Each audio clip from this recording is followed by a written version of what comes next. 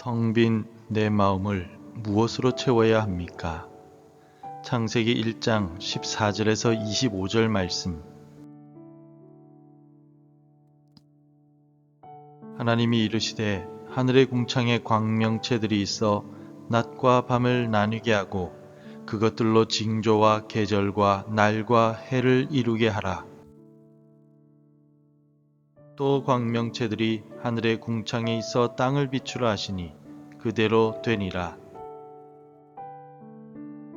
하나님이 두 큰 광명체를 만드사 큰 광명체로 낮을 주관하게 하시고 작은 광명체로 밤을 주관하게 하시며 또 별들을 만드시고 하나님이 그것들을 하늘의 궁창에 두사 땅을 비추게 하시며 낮과 밤을 주관하게 하시고 빛과 어둠을 나누게 하시니 하나님이 보시기에 좋았더라. 저녁이 되고 아침이 되니 이는 넷째 날이니라. 하나님이 이르시되 물들은 생물을 번성하게 하라. 땅 위 하늘의 궁창에는 새가 나르라 하시고 하나님이 큰 바다 짐승들과 물에서 번성하여 움직이는 모든 생물을 그 종류대로 날개 있는 모든 새를 그 종류대로 창조하시니 하나님이 보시기에 좋았더라. 하나님이 그들에게 복을 주시며 이르시되 생육하고 번성하여 여러 바닷물에 충만하라. 새들도 땅에 번성하라 하시니라. 저녁이 되고 아침이 되니 이는 다섯째 날이니라. 하나님이 이르시되 땅은 생물을 그 종류대로 내되 가축과 기는 것과 땅의 짐승을 종류대로 내라 하시니 그대로 되니라. 하나님이 땅의 짐승을 그 종류대로 가축을 그 종류대로 땅에 기는 모든 것을 그 종류대로 만드시니 하나님이 보시기에 좋았더라. 사랑하는 성도 여러분, 한 주간도 주님의 은혜 안에서 평안하셨습니까? 최근 우리 주변에서 가장 설레는 모습 중 하나는 아이를 기다리는 부모의 방 꾸미기가 아닐까 싶습니다. 아이가 귀한 이 시대에 아이가 태어나기도 몇 달 전부터 부모는 분주해집니다. 빈 방을 도배하기도 하고 가장 안전한 침대를 고르고 아이의 눈길이 닿을 곳에 예쁜 모비를 매달아 둡니다.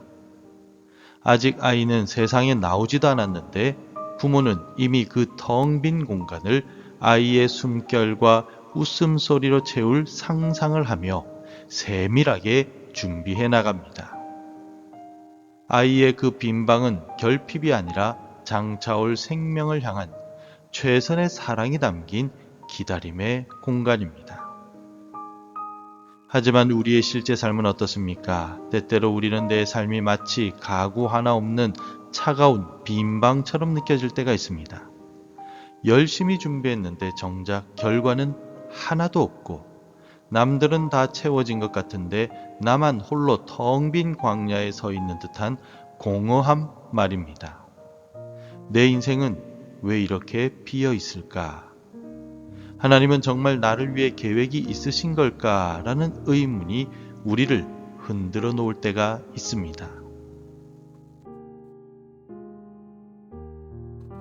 이러한 우리의 불안과 공허함은 성경 속 이스라엘 백성들이 광야에 섰을 때의 마음과 같습니다. 아무것도 없는 척박한 땅에서 그들은 굶주림과 목마름 그리고 미래에 대한 막막함에 떨었습니다. 그러나 하나님은 그 빈 광야를 그대로 두지 않으셨습니다. 만나와 메추라기로 그들의 배를 채우셨고 마침내 젖과 꿀이 흐르는 가나안이라는 준비된 충만함으로 그들을 인도해 주셨습니다. 그런데 이 같은 놀라운 역사가 이스라엘만의 이야기는 아닙니다. 오늘 우리가 읽은 창세기의 말씀은 하나님이 얼마나 치밀한 계획을 가지고 우리의 빈 공간을 채워가시는 분이신지를 명확하게 보여주고 있습니다. 혼돈과 공허뿐이었던 우주에 기초를 놓으시고 오늘 본문에 이르러 그 땅을 생명으로 가득 채우시는 하나님의 손길은 바로 오늘 공허함에 지친 우리를 향하고 있습니다. 오늘도 인생의 빈자리 때문에 눈물 짓는 우리에게 예수 그리스도께서는 이렇게 대답하십니다. 내 아버지 집에 거할 곳이 많도다. 그렇지 않으면 너희에게 일렀으리라. 내가 너희를 위하여 거처를 예비하러 가노니. 주님은 지금도 저와 여러분을 위해 가장 완벽한 충만함을 준비하고 계십니다. 오늘 말씀을 통해서 내 삶의 빈 공간이 사실은 하나님의 축복이 담길 거룩한 그릇임을 깨닫는 은혜가 우리 모두에게 있기를 소망합니다.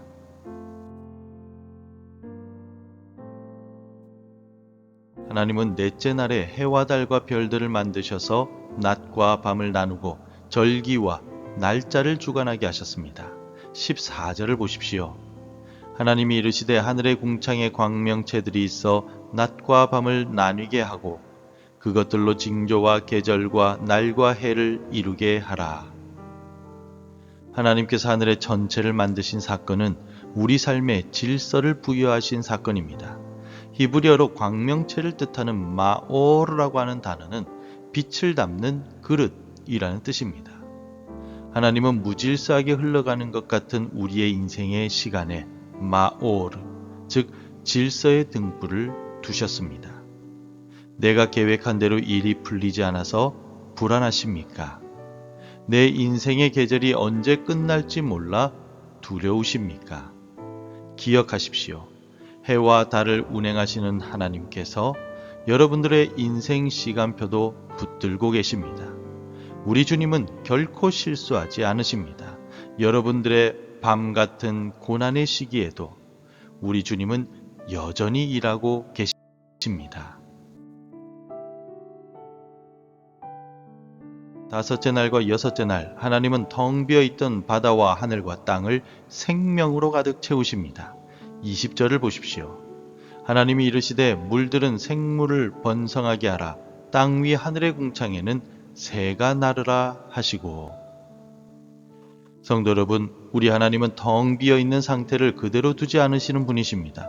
더 나아가 오늘 본문은 생물들이 번성하는 모습을 보며 하나님께서 바라크, 즉 복을 주셨다라고 기록합니다.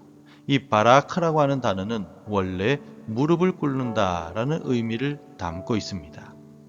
창조주 하나님께서 연약한 우리 피조물들을 향해 무릎을 굽히고 눈을 맞추며 우리가 잘 살아가기를 간절히 바라시는 사랑의 태도가 바로 바라크입니다. 여러분들의 마음이 공허하십니까? 자녀의 미래가 텅 빈 벌판 같아서 걱정이 되십니까? 오늘 이 새벽 우리를 향해 무릎을 굽혀 다가오시는 하나님을 바라보십시오. 우리 하나님은 우리의 삶의 빈 잔에 하늘의 생명력을 가득 채우기 전까지 쉬지 않으시는 분이십니다. 생육하고 번성하라 하신 그 복이 오늘 여러분의 가정과 일터에 임할 줄 믿습니다. 마지막으로 오늘 본문에서 반복되는 위로의 문장이 있습니다. 바로 하나님이 보시기에 좋았더라 라는 말씀입니다. 넷째 날에도 다섯째 날에도 심지어 이 땅에 짐승을 만드신 후에도 하나님은 기뻐하셨습니다. 21절을 함께 읽겠습니다. 하나님이 큰 바다 짐승들과 물에서 번성하여 움직이는 모든 생물을 그 종류대로 날개 있는 모든 새를 그 종류대로 창조하시니 하나님이 보시기에 좋았더라. 우리 하나님은 세상을 대충 만들지 않으셨습니다. 그 종류대로 만드셨습니다. 이 말씀의 의미는 하나님께서 우리 한 사람 한 사람을 얼마나 세심하고 특별하게 여기시는지를 보여줍니다. 여러분들은 우연히 태어난 존재가 아닙니다. 하나님의 치밀한 설계도 안에서 세상 그 누구와도 바꿀 수 없는 특별한 목적으로 지음받은 하나님의 걸작품입니다. 세상은 여러분들의 실적과 능력을 보고 좋다, 나쁘다를 판단하지만 우리 하나님은 존재 자체로 여러분을 보시며 참 좋다라고 말씀하십니다. 이 음성이 오늘 여러분의 상처받은 자존감을 회복시키는 치유의 광선이 되기를 바랍니다. 사랑하는 성도 여러분, 말씀을 맺습니다. 오늘 우리가 읽은 창조의 역사는 단순히 과거의 이야기가 아닙니다. 오늘 이 새벽 우리 주님은 다시 우리 삶을 창조하고 계시기 때문입니다. 흑암 같은 고민 속에 질서의 빛을 비추시고 텅 빈 가슴에 생명의 복을 채워주십니다. 하나님께서 만드신 저 하늘의 별이 여전히 빛나고 공중의 새가 먹임을 받듯이 하나님의 자녀인 여러분을 우리 주님이 어찌 잊으시겠습니까? 오늘 하루 창조주 하나님의 손을 꼭 잡고 당당하게 걸어가십시오. 우리 주님이 여러분들의 앞길을 보시기에 좋도록 인도하여 주실 것입니다. 기도하겠습니다. 천지 만물을 창조하시고 주관하시는 하나님 아버지, 오늘 이 새벽 우리 삶의 어둠과 공허를 안고 주님 앞에 엎드립니다.